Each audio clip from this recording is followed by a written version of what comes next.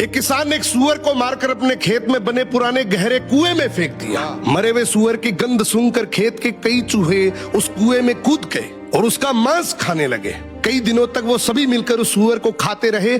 आखिरकार एक दिन उन्होंने उसे पूरी तरह खत्म कर दिया। अब समस्या ये थी कि कुएं में खाने के लिए कुछ भी नहीं बचा था और गहरा होने की वजह से वो बाहर भी नहीं निकल सकते थे। भूख धीरे धीरे इतनी बढ़ गई कि सभी चूहे एक दूसरे पर टूट पड़े। वे अपने ही साथियों को मारकर खाने लगे।